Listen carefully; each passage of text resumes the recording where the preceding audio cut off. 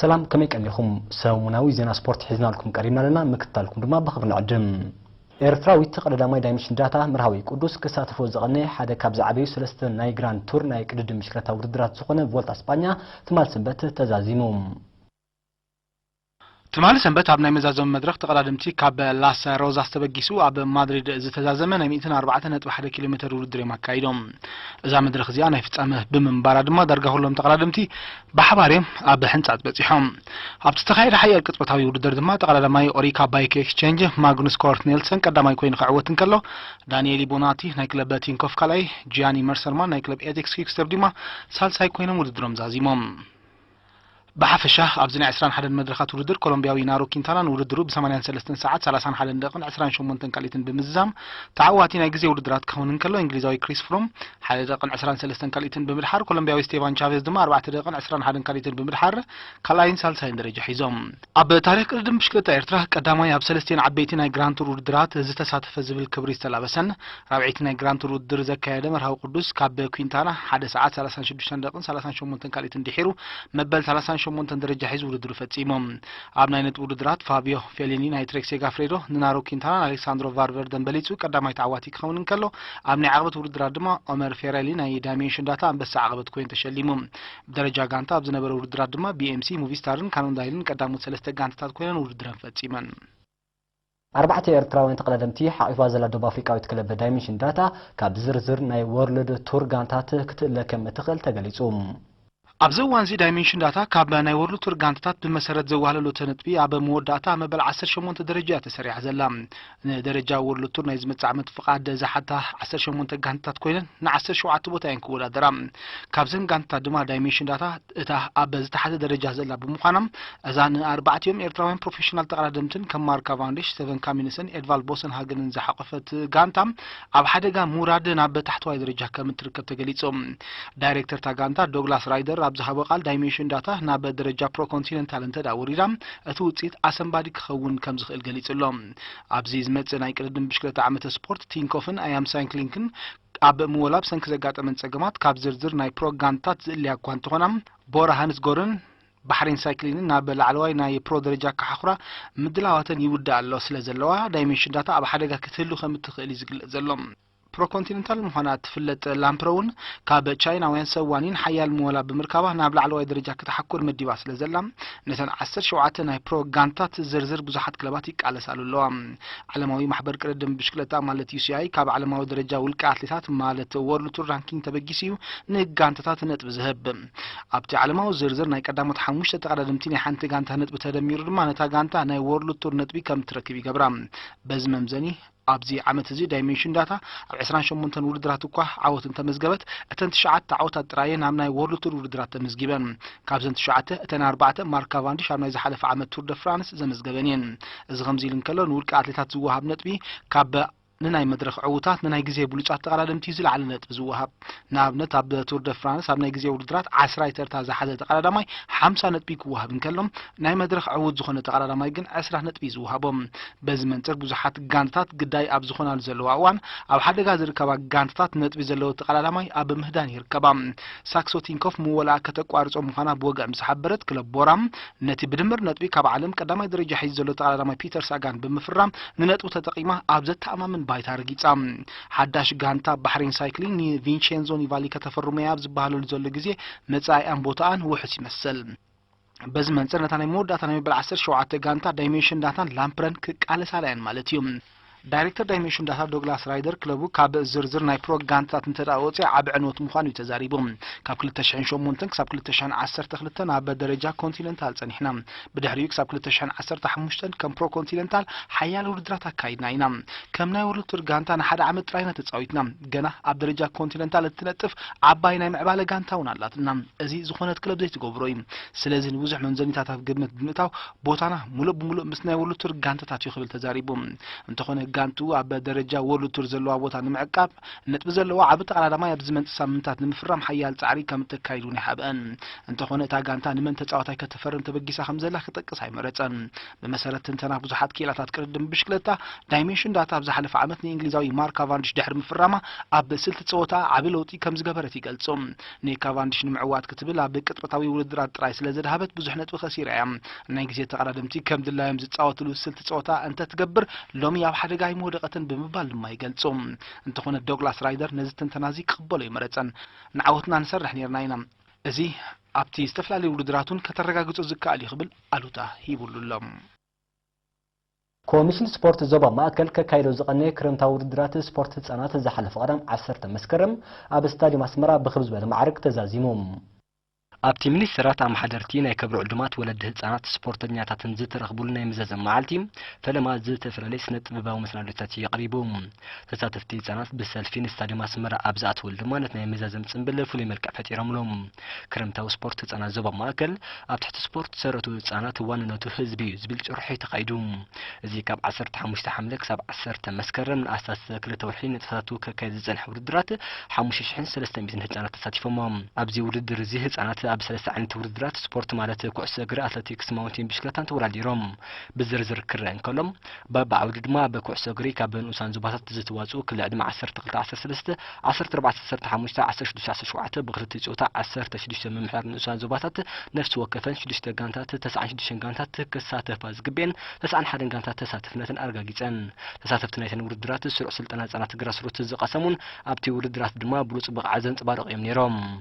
ኣብዚ ክረምታዊ ውድድራት ስፖርት ኣብ ኩዕሶ እግሪ ብድምረ ብክልተ ጾታ 1536 ተሳተፍቲ ነይሮም ካብ ስልጠንቲ ኣትሌቲክስ ግራስሩት ህጻናት ዝተዋጽኡ ክረአ እንከሎም ሞያዊ ክእለቶም ብቕዓቶምን ዘለለይሉ ዓውዲ ስፖርት ብምዃኑ ካብ 100 ክሳብ 3000 ሜትሮ ብምስታፍ ከም ዝወዳደሩ ተገይሩ ኣብዚ ዓውዲ ስፖርት 736 ህጻናት ድማ ተሳቲፎም ብተመሳሳሊ ማውንቴን ብሽክለታ ብክልተ ጾታ 3 ደረጃታት ዘለዎ ብምክያድ 150 ህጻናት ተሳቲፎም በጠቕላላ ተወዳደርትን ኣሌትን 2596 ነይሮም ኣብቲ ናይ ምዘዘም መዓልቲ ሓላፊ ኮሚሽን ስፖርት ዞባ ማእከል ኣቶ እንድርያስ ኣስመሮም ነቲ ዝተኻየደ ሰፊሕ ክረምታዊ ውድድራት ኣመልኪቱ ኣብ ዘቕረቦ ጸብጻብ ናይ ሎሚ ዓመት ውድድራት ብዲስፕሊን ስነ ምግባርን ኣልያ ኣሰልጠንትን ኣሌትን ዝነኣድ ብምንባሩ ክምስገኑ ይግባእ ድሕሪ ምባል ናይተን ውሑዳት ጋንታት ተሳታፍነትን ዘረጋገጸ ምሕደራትን ኣሰልጠንትን ድማ ኣብ ገምጋም ግቡእ ምጽብጻብ ክግበር ምዃኑ ኣረድዮም ኣቶ እንድርያስ ኣብ መወዳእታም ስልጠና ናይ ውድድራት ስፖርት ህጻናት ዞባ ማእከል ካብ ነዊሕ ዓመታት ዝጀመረ እኳ እንትኾነም ካብ 2004 ጀሚሩ ግን ብኣላይነትን ባጀታዊ ስልዕትን ምምሕዳር ዞባ ዋንነትን ተሳታፍነትን ምምሕዳር ንኡሳን ዞባታትን ውህደ ስራሕ ሚኒስትር ትምህርትን ካብ ግዜ ናብ ግዜ ኣወዳድቦን ትሕዝቱን እንደ ዓበየ ዝቐጽል ዘሎ ፍሉይ ግምት ዝተዋህቡ ዓብዪ ዞባዊ መደብ ስፖርት እዩ ድሕሪ ምባል ንኹሎም ኣብቲ ክረምታዊ ንጥፈታት ዝተዋስኡን እጃም ዘበርክቱን ኣካላት ድማ ኣብ መወዳእታ ኣመስጊኑ ኣማሓዳሪ ዞባ ማእከል ሜጀር ጀነራል ሮሙዳን ዑስማን ኣውልያይ ብወገኑ ኣብ ዘስምዖ ሓፂር ቃል ምምሕዳር ዞባ ማእከል ኣብ ህጻናቱ ከካይዱ ዝጀመረ ስፖርታዊ ወፍሪ ብዘይ ምቁራጽ ክቐጽሎም ምዃኑ ድሕሪ ምግላጽ ተራ ምምሕዳርን ህዝብን ድማ ክዓዝዛ ዘኻኺሩ ኣብዚ መዓልቲ ካብ ደቂ ኣንስትዮ ኣብ ክልል ዕድመ 12-13 ኣብ መንጎ በሪኽን ፓራዲዞን ከምኡውን ካብ ደቂ ተባዕትዮ ድማ ኣብ ክልል ዕድመ 14-15 ኣብ መንጎ ትራቨልን ዕዳጋ ሓሙስን ናይ ፍጻመ ጸወታት ተኻይዱ ነይሩ ኣብዚ ክካየድ ዝቐነየ ክረምታዊ ንጥፈታት ስፖርት ህጻናት ብምስታፍ ተዓወቲ ዝኾና ንኡሳን ዞባታት እዘን ዝስዕባ ኮይነን ንሽልማትን ድማ ካብ ኢድ ዝተፈላለዩ ሓለፍትን ናይ ክብሪ ዕድማት ተቐቢለን ኣብ ኩዕሶ እግሪ ዕድመ 12-13 ጾታ ደቂ ኣንስትዮ ቀዳሚት በሪኽ ካልአይቲ ፓራዲዞ ሳልሲቲ ጎዳይፍ ኣብ ተመሳሳሊ ዕድመ ደቂ ተባዕትዮ ቀዳሚት ዕዳጋ ሓሙስ ካልአይቲ ትራቨሎ ሳልሲቲ ፓራዲዞ ካብ ዕድመ 14-15 ደቂ ኣንስትዮ ቀዳሚት ማይ ተመናይ ካልአይቲ ጎዳይፍ ሳልሲቲ ድማ 4 ስምራ ክኾና እንከለዋ ካብ ደቂ ተባዕትዮ ድማ ቀዳሚት ትራቨሎ ካልአይቲ ዕዳጋ ሓሙስ ሳልሲቲ ድማ ጎዳይፍ ኮይነን ካብ ዕድመ 16-17 ደቂ ኣንስትዮ ቀዳሚት ገጀረት ካልአይቲ ሰንበል ሳልሲቲ ኣኽርያ ክኾና እንከለዋ ካብ ደቂ ተባዕትዮ ቀዳሚት ኣባሻውል ካልአይቲ ገጀረት ሳልሲቲ ድማ ጽጽራት ኮይነን ተሸለምቲ ብሉጻት ተጻወቲ ኩዕሶ እግሪ ካብ ዕድመ 12-13 ካብ ደቂ ኣንስትዮ ኦሜጋ ተስፋኣለም በሪኽ ካብ ደቂ ተባዕትዮ ውቅያኖስ ፍሳሐ ካብ ንኡስ ዞባ ዕዳጋ ሓሙስ ክኾኑ እንከለዉ ካብ ዕድመ 14-15 ደቂ ኣንስትዮ ኣርያም ተኽለ ካብ ንኡስ ዞባ ማይ ተመናይ ብልእስቲ ኮይና ካብ ደቂ ተባዕትዮ ሄኖክ ተኪኤ ንኡስ ዞባ ትራቨሎ ካብ 16-17 ደቂ ኣንስትዮ ራሄል ሃብቲ ካብ ንኡስ ዞባ ገጀረት ክትከውን እንከላ ኣብ ተመሳሳሊ ዕድመ ደቂ ተባዕትዮ ድማ ሄኖክ ኪዳነ ካብ ንኡስ ዞባ ኣባሻውል ዝበለጸ ተጻዋታይ ተባሂሉ ንሽልማት በቂዑ ኣብ ዓውዲ ስፖርት ኣትሌቲክስ ካብ ጾታ ደቂ ኣንስትዮ ዕድመ 12-14 ገጀረት ብዓብላል ነጥቢ ዋንጫ ክትሽልም እንከላ ካብ ደቂ ተባዕትዮ ድማ ትራቨልን ስረጃቃን ማዕረ ነጥቢ ብምዝጋብን ክልቲአን ተሸለምቲ ኮይነን ካብ ዕድመ 15-17 ብክልቲኡ ጾታ ጋላ ነፍሒን ንኩለን ዞባታት በሊጻ ክልተ ጽዋዓት ቲራ ብሓፈሻ ድማ ጎብለል ብምዃን ዓባይ ዋንጫ ወሲዳ ካብ ተቀዳድምቲ ማውንቴን ባይክ ብድምር ብህሉል ነጥቢ ናይ ሰለስተ ውድድር ብውልቂ ተሸለምቲ ካብ ዕድመ 13-15 ደቂ ተባዕትዮም ቀዳማይ ኒምሮድ ቢንያም ካብ ዕዳጋ ሐሙስ ብ21 ነጥቢ ካልኣይ ፋኑኤል ሓይለ ኣበ ካብ ገጀረት ብ10 ነጥቢ ሳልሳይ መዋል ብርሃነ ካብ ዕዳጋ ሐሙስ ብ6 ነጥቢ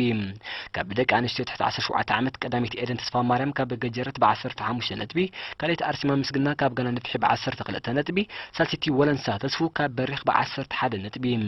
ካብ ደቂ ተባዕትዮ ዕድመ 16-17 ቀዳማይ ሚሊዮን ምሕረታት ካብ ገጀረት ካልኣይ ፊልምን ብኽረጽን ካብ ጎዳይፍ ሳልሳይ ዮሐንስ ተስፉ ካብ ጋና ነፍሒ ብውህሉል ነጥቢ ዕውታት ምምሕዳራት ድማ ካብ ዕድመ 13-15 ቀዳሚት ዕዳጋ ሐሙስ ብ31 ነጥቢ ክትከውን እንከላም ካልኣይቲ ትራቮሎ ብ11 ነጥቢ ሳልሲት ድማ ገጀረት ብ10 ነጥቢ ኮይነን ካብ ደቂ ኣንስትዮ ትሕቲ ዕድመ 17 ቀዳሚት ገጀረት ብ22 ነጥቢ ካልኣይቲ ጎዳይፍ ብ16 ነጥቢ ሳልሲት በሪኽ ብ11 ነጥቢ ካብ ደቂ ተባዕትዮ ቀዳሚት ጋና ነፍሒ ብ19 ነጥቢ ካልኣይቲ ጎዳይፍ ብ18 ነጥቢ ሳልሲት ድማ ገጀረት ብ15 ነጥቢ ብምዃን ተሸለምቲ ናይ ብሽክለታን ዋናጭን ኮይነን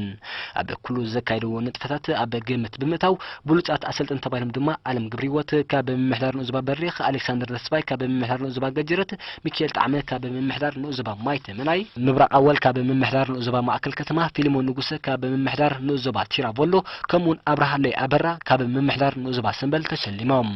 ኣብቲ መዓልቲ ብደረጃ ምምሕዳራት ድማ ንኡዝባ ቲራቮሎ ንኡዝባ ገጀረት ንኡዝባ ማይተ መናይን ንኡዝባ 4 ኣስመራን ብሉጻት ምምሕዳራት ተባሂለን ተሸሊመን ብውህሉል ነጥቢ ድማ ንኡዝባታት ገጀረትን ጋላን ነፍሕን ጎብለል ብምዃን ተሸለምቲ ዓባይ ዋንጫ ክኾና በቕዐን ምስጢር ዓወት ናይ ዘን ክልተ ጎባል ተባሂለን ዝተሸልማ ንኡሳን ዞባታት ንፍላጥ ንሓለፍቲ ስፖርት ናይተን ንኡሳን ዞባታት ኣዘራሪብና ነርና ስመይ ኣምባሳደር ግርማይ ይባል ኣብ ንኡስ ምምሕዳር ገጀረት ካካይድ ስፖርት ኣለዎ ምምሕዳር ንኡስ ዞባ ገጀረት ከም ዝፍለጥ ብኩሉ ዓይነት ስፖርት እዩ ዝነጥፍ ውፅኢቱ ከዓ ንሪኦ ዘለና እዩ ማለት እዩ ንሕና እዞም ሕጂ መልሚልናዮም ዘለና ስፖርታ መጀመርያና ኣይኮነን ካብ ነዊሕ ግዜ ምስ ዞባ ማእከል ዝተኣሳሰር ምስ ናይ ግራስሩት ዋላ ብሓፈሻ ኩሉ ክትሪኦ ከለካ ካብ መጀመርያ ዓይነት ጀመር ኩሉ ስራሕ ማለት እዩ ክሳብ ሕጂ ብንጥፈት ንኸይድ ኣለና ስለዚ እቲ ውፅኢቱ ከዓ ሕጂ ርኢናዮ ዘለና እዩ ማለት እዩ እንታይ ምስለካ ኣብ ዝኾነ ስራሕ ንክሰርሕ ባይታ ክህልወካ ኣለዎ ኣብ ምምሕዳር ንኡስ ዞባ ገጀረትካ ኣመሓዳሪትና ጓልጥሮታ ወይዘሮ ትብለት ተወለ ንክንሰርሕ ሙሉእ ባይታ የንፅፋትና ስለዚ ነፃነት ሒዝካ እንድሕር ትሰርሕ ኮንካ ኣብ ዝኾነ ስራሕካ ተዓወታት ግድን እዩ ክመፅእ ንሕና ነፃነት ኣለና እቶም ዓለምቲ እውን ወላ ሓንቲ ዘጨነቖም ነገር የለን ነፃ ኮይኖም ዝሰርሑ እቲ ውፅኢቱ ከዓ ኣብ ዓወት ርኢና ኣለና ማለት እዩ ምስጢር ዓወት እዚ ከምቲ እንፈልጦ ኣብ ዝግራስሩት ኣዝዮም ተገደስቲ ነዚ ኣብ ዓወት ከምፅሑ ዝኽእሉ ዝተመደቡ ኣሰልጠንቲ ናቶም ፃዕሪ ፍረ እዩ ዝብላ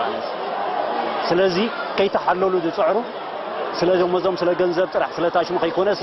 ተሓልየቱን ተሕልናን ከነተግብር ባህልቲ ዘይስችዎም ኣሰልጠንቲ ስለ ዘለዉ ናዚኦም ፃዕሪ እዩ ኣብዚ ከም ደረጃን ካልኣይ ዓወት በፅሕና ዘለና እዩ እጂ ገና ኣለዉ ኢንኮ ተዓወት ካልእ ክንበፅሕ ይግባአና ትኮም ሰረቱ ተባሃለ ኣብ ውሽጢ ስለ ዘሎ ገና ክንብዝብዞ ዝግባአና ብፍላይ ኣብ ብሽክለታን ኣብ ኣትሌቲክንሲ ጸጋ ኣለና ስለዚ ዘይተበዝበዘ ከማን ኣሎ እዩ ዝብሎ ስለምንታይ ባጀት ሕፅረ ስለ ዘሎ እምበር ባጀት እንተብሲስካሉ ኣዝዩ ምዞም ኣሰልጠንትን ተገደስትን ዘለዉ ልዕሊኡ ከም ንኸይድ እየ ዝኣምን ንሃገር ወኪለን ኣብ ብሽክለታ ቅድሚ ሕጂ ኣብ ዝተፈላለየ ሃገር ወኪለን ዝኸዳ እኮ ካብዚ ንኡስ ዞባ እዚ ጸጋ ዝፈረያ እየን ስለዚ ልዑል ተራዕድል ኣሎ ይኽብላ ብዘይካዚ ንኣዋሃድ ናይቲ ንኣሳተ ክልተ ኣዋርሕ ዝኸደ ስፖርታዊ ንጥፈታት ዝምልከት ንመምህር ሞሳዝጊ ገዘህኛ ሓበሬታ ንኽበና ተወኪሽና ነርና هو السبورت خام مجمرة جميرو في دابت ريالها في دابت للصفافة ونزي وعوع سبورت في كايد بقية ذلو أنا لازم خام تري وزو عليكم ودرزي خام مجمرة خام ترشة نتوجدر أزي بتصفوف سلسخايد في مدبات بسرعة سلسخرع معوذ خوم كا تفرع لي موياتنيا تاس سلسحوسنا كم جمرتو خاب جمامو كم فصمتو أو كم درجة بتشعو كنقول نقول بقعت هتانات كاب جزين أو جزين إنداو استخيز غير بالعل نهري إنداو استخيز غير زلوا إذا مغسلتان أيتي عامة ملو من حدارون كيد نجراسات مخبطات مغسلتو غينو أكرمتها وتدير كات تميلهم تانيهم حجي مالتي حجي خا عندنا خا أكتي كلامته حجي وتدير زين لاخذ خلوا أكتي كلامته أكتي قدام سنبتك أتي متفتات نجارات روس أي قارتن لذي كابسونيك سب عربي أكتي وتدير تميلهم مالو قدام سنبتك لك أخذ تلوم عامة ملو زكايد وتدير متفتات نجارات روس أو علو مالت لذي متقارنة مدبيلنا